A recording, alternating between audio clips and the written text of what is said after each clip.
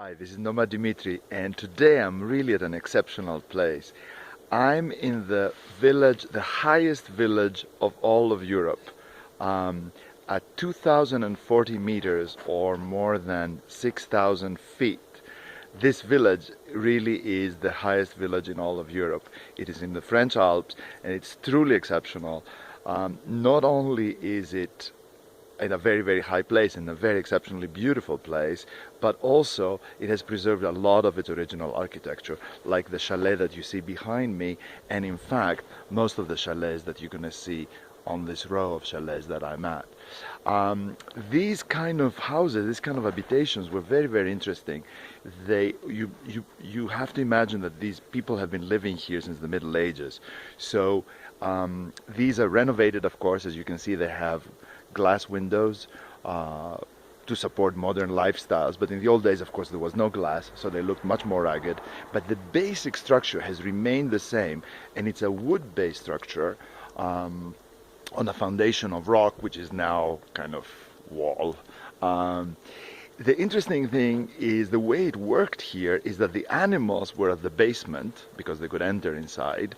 That on the top floor you had the animal feed was stocked up there, which kind of insulated the roof, and then so you had the animal heat rising up, and the people in the middle floors, and then all the animal feed on the top to stay away from the rats and to provide insulation for the people living below.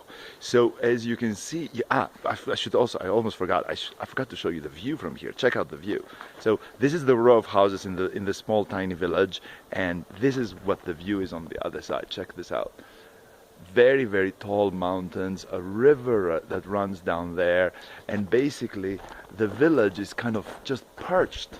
As you can see just below, it's just perched on this mountain, and which just falls straight down, and the village is kind of in a terrace, positioned exactly in a way to capture the southern sun, basically. So southern exposure to capture the sun, so that these people can survive the freezing winters, especially in the days before electricity, etc., etc. We're going to walk together a little bit, and I'm going to tell you a few things about how life here used to be and how it is right now.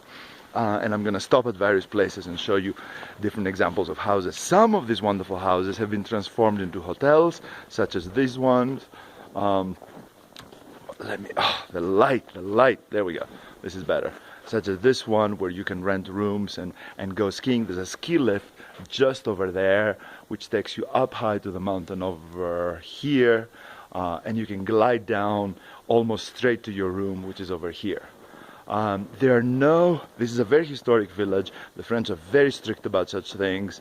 They're not building shitty holiday inns and chain hotels here. They want to keep it small and beautiful. Here's a balcony. Let's check it out. Look at this one. Here's a balcony without view. This is the non-view side. You can imagine what it is like on the other side, where I can't go because I'm gonna fall off. So seiche-longues everywhere, and nice wooden balconies and nice views.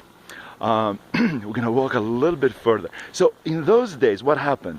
Winter came, and the people basically kind of hibernated. They stocked food for the winter months, both for themselves and for the animals, in these self-contained houses that housed people food, animal, and animal feed. What they did to survive, oh, here's another one. Check this one out. This one is really perched on the cliff. Here it is. Just the other side of this house is just a drop off to the river. So what happened was, what they did was very, very wise, actually. They ate very little and moved very little to economize on food. And so their metabolism went down, not to the level of hibernation like bears and other hibernating animals, but to a very, very low but sustainable level. Here's a shop. So you get out of your chalet, and you go into these little shops and you buy your French cheese and your French wine, and it's very nice, and you go back to the fireplace, blah, blah, blah, blah. Life is sweet in the French Alps. So in those days it was less sweet, but perhaps more real. So they used to throw themselves in a very, very low metabolic state by decreasing food and kind of sleeping a lot. They burned almost no wood, very, very little wood, to keep warm. They huddled effectively on beds covered with millions of blankets next to each other, entire families under just a massive quantity of blankets, and they kind of talked this, you know, they talked. The women made little embroideries. The men probably drunk, as they usually do, and they just told each other stories during the winter months. Once in a while, there were sunny days, like today, where there was not that much snow. Well, now we have global warming, so there's not that much snow ever,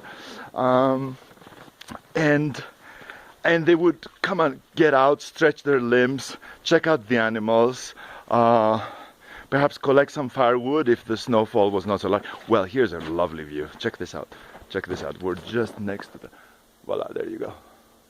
There you go. The very tall mountains. There's only cross-country skiing here. There are no resorts. There are no lifts. There's no noise. There's no snowboards. None of this. Just very beautiful, beautiful, pure mountain.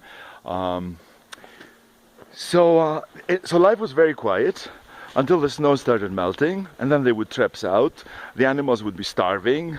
The fresh green grass would start popping out under the snow, and people and animals would kind of like get out, and this would be around May, maybe earlier, depending on the year.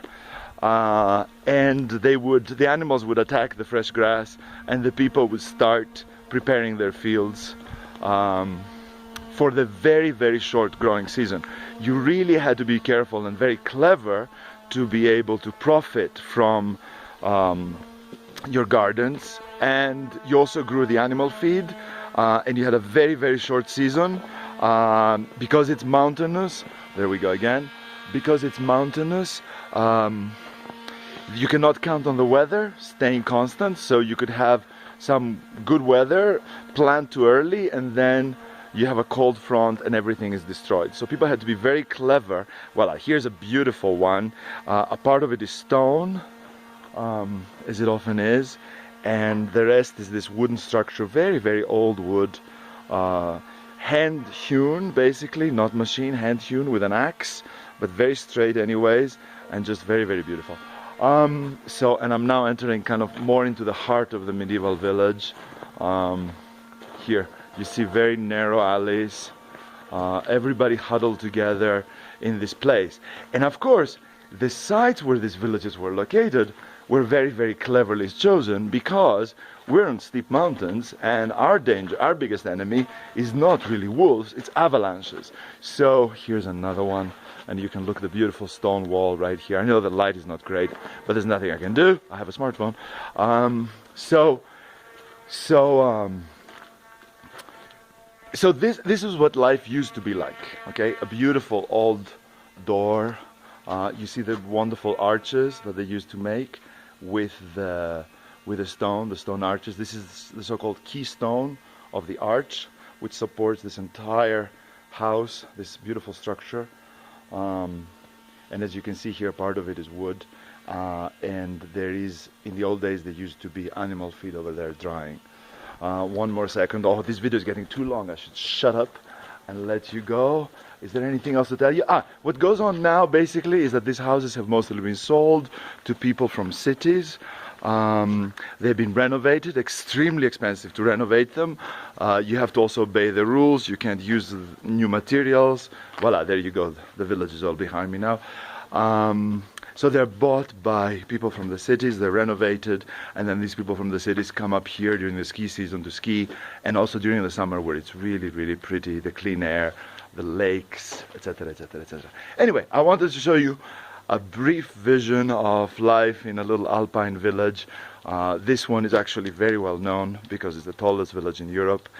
Noma Dimitri from the French Alps. Take care.